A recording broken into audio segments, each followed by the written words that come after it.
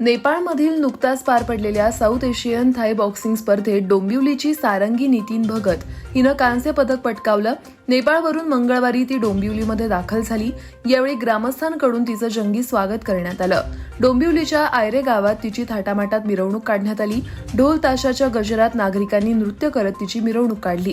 तिचा सत्कार करण्यासाठी नातेवाईक मंडळी, ग्रामस्थ, राजकीय नेते सुद्धा मिरवणूकमध्ये सहभागी झाले होते. सारंगी भगत हिचे वडील नितीन हरिश्चंद्र भगत, आई दीपश्री भगत, भाऊ कर्तव्य भगत, आजोबा हरिश्चंद्र बाबू भगत, आजी शांता हरिश्चंद्र भगत, काका समीर भगत, काकी स्वाती भगत आणि ग्रामस्थांकडून सारंगी हिचं मोठ्या जल्लोषात स्वागत केलं.